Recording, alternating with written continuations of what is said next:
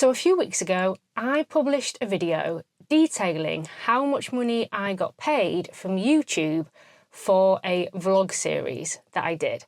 And you guys seem to quite enjoy that little pull behind the curtain into how all the YouTube revenue works and how much we actually get paid for these videos.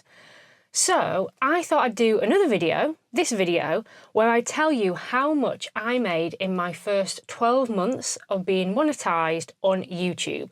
We're also going to look at how many views that was and my costs involved with producing those videos. We're going to look at my top 3 and my bottom 3 performing videos in terms of revenue. And we're also going to look at what factors determine how much I get paid and how the ads work. So if that's something that you think you may be interested in, then keep watching. Okay, let me just stand this up here because I've got a lot of figures that I need to remember.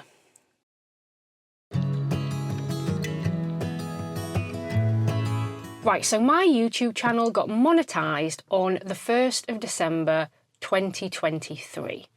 Now, in order to be monetized, at the time, I needed 1,000 subscribers and over 4,000 watch hours in a 12-month period. Now, the whole reason I got monetized came down to almost one video, and that's where I took my GoPod on a winter test. That's the one that kind of really took my channel off because people seemed to like it. It got a lot of views. It's still one of my better performing videos, even though it was one of my very first vlogs. I didn't think it was particularly that good and it was filmed on my phone, but it still does really well. But that video got me monetized in December 2023. So the stats that we're going to be looking at is from the 1st of December 2023 to the 30th of November 2024. So in that 12-month period on YouTube, I made £8,925.48. So a little short of £9 grand. So the way that that breaks down is I made £8,656.67 on YouTube ads that were shown in my long form content. So those are basically my vlogs, the ads that got shown during my vlogs and my main videos like this one. I made £7.62 from the ads that were shown during my short videos. But if I'm honest, I'm not very good at shorts. There are some shorts on my channel that I had a little play around with, but at the time it was restricted to, I think, 30 seconds. And I found it so difficult to try and create a storyline or to create something interesting in those 30 seconds from the footage that I had. And also, in order to make a decent amount of money from shorts, you need to have a lot of views.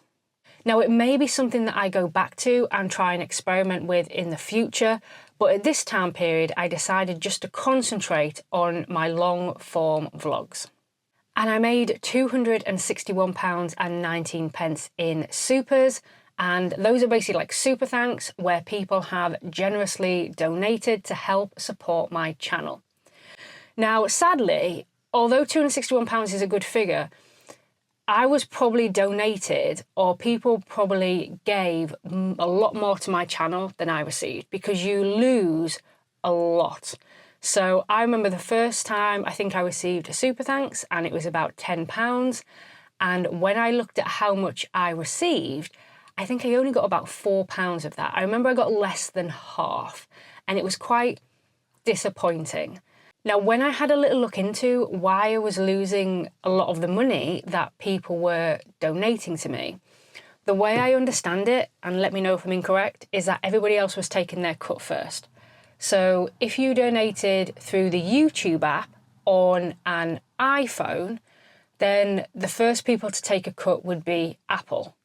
And then it would go through to YouTube, and then the next people to take a cut would be YouTube, and then the creator, i.e. me, would have whatever was left over. Hence why I can go from a £10 donation down to £4. So you may have noticed that on my videos, I now have a link at the top, which takes you through to my Buy Me a Coffee page, where you can buy me a coffee or buy Winston a treat. And that just means that anybody who wants to donate to my channel to support it, when they make the donation, I get most of the donation. It doesn't get cut off to all these other large companies. I only lose, when someone donates to Buy Me a Coffee, I think I lose 5% to the Buy Me a Coffee platform, and then I think I lose something like 2% to Stripe, which is in the transaction as they then pay it out to me. But I do keep the majority of the money that is donated.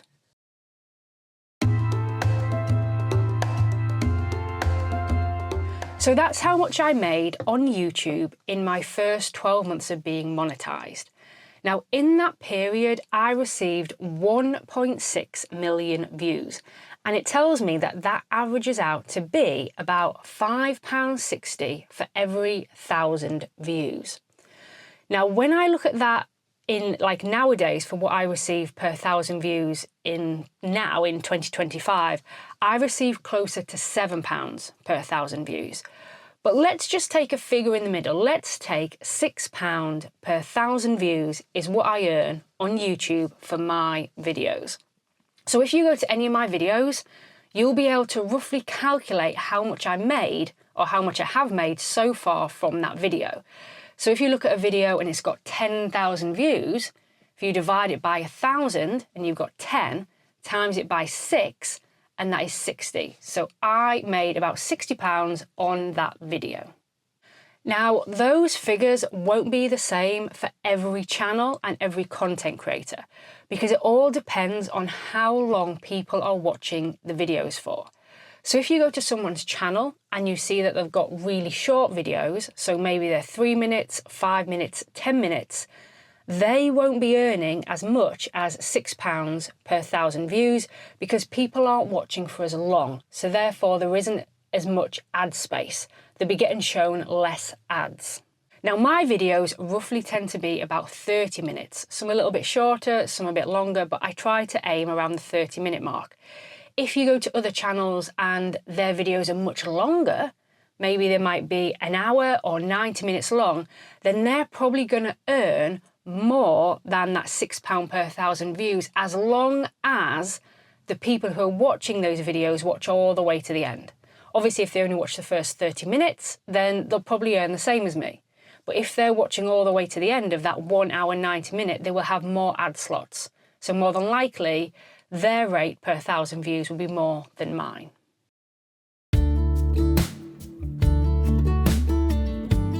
Okay, so let's have a quick look over my costs. So the first cost I pay is to Epidemic Sound, and this is where I get all my music from. Because on YouTube, you can't just use any old music because more than likely it'll be protected by copyright.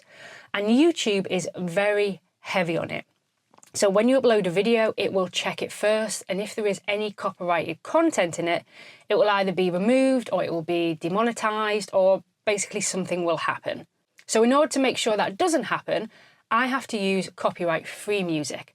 Now, Epidemic Sound is basically a library of copyright-free music, so I can go in there and pick any music that I want, download it and use it in my videos without getting any restrictions from YouTube. Now, for that, I pay £119.88 per year.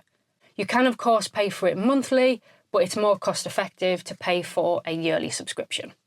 Now, my other cost is for Adobe Premiere Pro, and you can only pay for this monthly, and it's £21.98 per month, which gives me a yearly cost of £263.76. Now, when you add those together, that gives me a total of £383.64.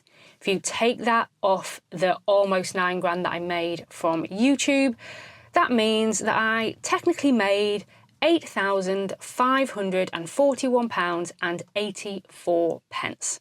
Now, of course, there are still other things that would be paid out of that money. So, for example, it doesn't include the cost of the trip, campsites, fuel, etc. It doesn't include any other setup costs or things that I've had to buy, such as camera equipment. Although in fairness, when I started YouTube, and especially the majority of the videos that I produced in this period, they were just shot on my phone. But still, buying equipment and stuff is a cost that I have had to pay. It also doesn't include the cost of my time and also the tax that I will be paying on that amount. But that does give you a little bit of an idea of my income and expenses for my YouTube channel during that period.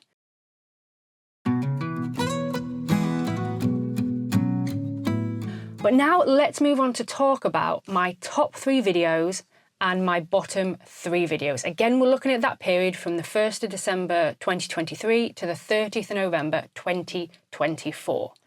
So let's start with the bottom 3. And in third place, I have the Can My Dog Adapt to a Bike trailer? That made me £56.21.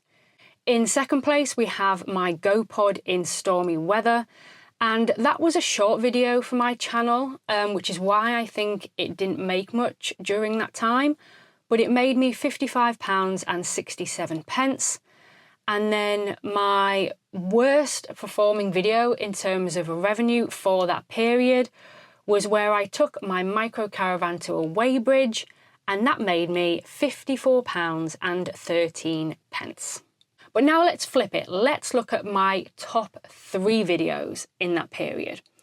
So in third place, I have the tour of my GoPod. That made me £349.10. In second place, I have the video that started it all, which was testing my GoPod in winter. That made me £1,162.35. And my best performing video in terms of revenue was my first year GoPod review. And that made me, in that period, £1,242.80. So as you can see, there is a massive difference between how much a video makes. And a lot of the time when I publish on YouTube, I can't really guess how good a video is going to be. I don't know how much it's going to make. It's hard sometimes. Sometimes you will put a lot of effort into a video and you'll think this is going to be really good and I'm going to get some good revenue off this, and it tanks. And then other videos maybe are much easier to make. You do them much quicker and they take off and they earn a lot more money. It's something you kind of have to get your head around. It is not, you are not guaranteed a regular, consistent income off it. So if we look back at how much I made over that 12-month period, you would think that when I first got monetized in December, I would earn a little bit, and then January, February, March, April, it would all start to climb up a little bit. It doesn't do that. It does that, like massive up and down. So if you look at that £9,000 over the 12 months, that gives me an average monthly revenue of £743.79. However, if I look at my lowest month and my highest month, there's a massive difference between them. So my lowest performing month was April 2024, where my YouTube videos made just £145.01. But then my highest month was in June 2024, and my YouTube videos made £1,786.64. So, something going on outside. Okay guys, so I'm sorry there's a little bit of noise outside, but hopefully you won't be able to hear it. So what was I saying? Yeah, so some videos, just because you put more effort into them or because they take longer to create, doesn't mean that you are guaranteed to be paid more for that video. So when we look at like my worst performing video during that time was where I took my caravan to a weighbridge. That took a lot of effort because not only did you have to kind of plan the video and record it, I had to go out to the weighbridge, which I was kind of going to do anyway because I wanted to weigh it before I went on a trip. But I had all the cameras set up, so I had like 3 different cameras that I had to then edit from. And then I had all the figures to work out. And I mean, it was just a more complicated video to make. Whereas my best performing video, which was my GoPod review, I was just sat in this caravan for the day chatting. So, you know what I mean? And that, there was a difference between like 1,200 quid. My GoPod review was so much easier to make than taking my caravan to a weighbridge. So, yeah, just because you put more effort in and more time in, it doesn't guarantee more revenue.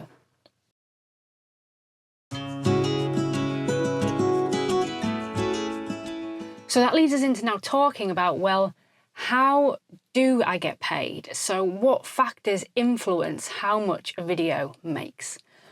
Well, firstly, it's got really nothing to do with subscribers. Subscribers are great because if they subscribe to your channel, that's like a little indicator to YouTube that that person is interested in your videos.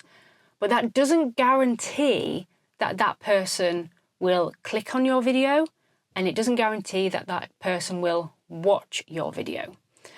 Basically, when you look at a YouTube video, it's the ad revenue. So I have a revenue share split with YouTube. So every time a company goes to YouTube and they pay them for ads, depending on what different type, whatever YouTube get from that company, I get 55% and YouTube takes 45%.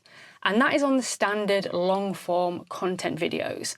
On the shorts, the revenue split is a little bit different. But for the long form videos, so the vlogs that I'm predominantly making, the revenue share is I get 55 and YouTube gets 45. Now you might have hundreds of thousands of subscribers, but if nobody's watching your videos, then nobody's seeing the ads and therefore you're not getting your revenue share. So basically I get paid for people watching my videos and for how long they watch my videos. So I could have a 30-minute video. If someone only watches for 5 minutes, that means I'm going to earn less on that video than if I have a 30-minute video and somebody watches right the way to the end. Now, when I publish a video, just because I have over 18,000 subscribers doesn't mean that 18,000 people will see my video, or that they will even see the thumbnail appear in their feed. It used to be ages ago on social media platforms that when you would subscribe to somebody or if you liked or followed them, they would always come up in your feed. However, because people now like, follow, subscribe so many different people and pages, it's kind of impossible for everything to come up in that kind of way that you're subscribed to.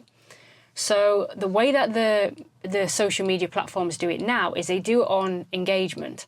So they're trying to decide which videos are you most interested in, which ones are you likely to click on, which ones are you likely to watch for the longest. Basically, how can they keep you on their platform for as long as possible? Because if all the people you are subscribed to aren't bringing out interesting content, and that's all you're seeing in your feed, then you're more likely to close the web page and go elsewhere. So although I have over 18,000 subscribers, I've still got to fight for views and to show up in people's feed.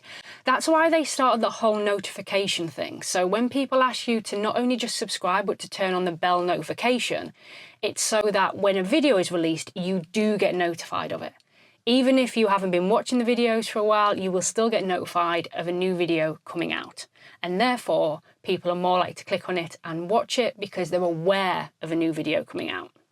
And this is also why people ask you to like and comment and kind of engage with the video, because again, these are all indicators to YouTube that that video is performing well, people are liking it, and therefore YouTube will then start showing it to more people. But if I create a video that no one's clicking on, no one's going through to watch, they're not watching for very long, they're not engaging with it, they're not commenting, they're not liking, they may be clicking on it and then clicking away from it. If that happens to a video, then it falls right down the platform and it doesn't get shown to anybody, it doesn't get views, it doesn't show ads, and therefore it doesn't make any money. So a lot of people ask me if I get to pick the ads, and no, I don't have any say over what ads get shown during my video. Another question I get asked is, do I have any say in the location of the ads? Well, I can have some control over that if I want to, but I decide not to. So I just leave it down to the YouTube algorithm. I just tick a box and YouTube works out how many ads can be shown during that video and where they should be in order to keep the person watching, so not to annoy them too much that they would click away, but at the same time to try and maximize the amount of revenue for that video. Now, when it comes to the location of the ads, you have pre-roll ads, so those that come at the beginning of the video, and you have mid-roll ads, so those that come in the middle of the video. Now, I can turn off mid-roll ads, so I could just have ads at the beginning and then you could watch the whole video ad-free. Now, I know a lot of people would like that. However, that would create a serious dent in my YouTube revenue.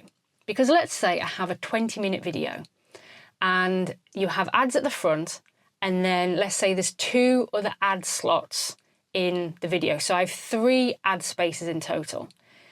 If I turned off the ads in the middle of the video, so if I got rid of those 2 mid-roll ads, then I've basically chopped down my revenue by 2/3. So that almost 9 grand would be almost 3 grand instead. So I'd lose £6,000, which is a lot.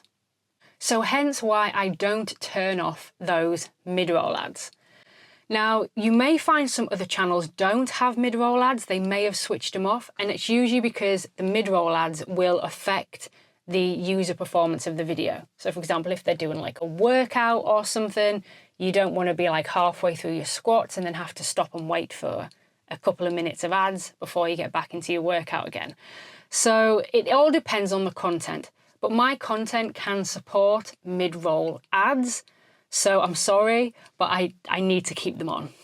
Now, another thing that I could do with the mid-roll ads is I could go in and I could decide in what locations they show up and in how many locations they show up. So YouTube will say where they're putting ads, and I can either choose to keep it or delete it or move it. But as mentioned, I don't do that. Firstly, it's just going to take up a lot more time per video, and I just leave it down to the YouTube algorithm, which I'm sure will be able to do a much better job at maximising my revenue than I will be able to do myself.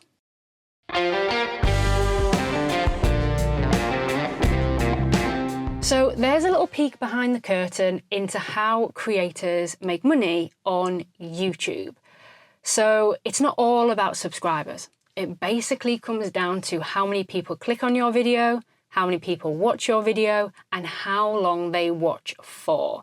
It's all down to the amount of views and the amount of watch time. The more people that are watching and the longer they watch for determines how many ads are able to be shown, and therefore how much of that revenue split the creator will receive.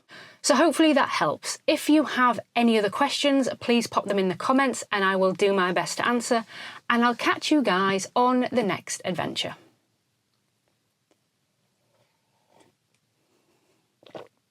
Not too bad, was it?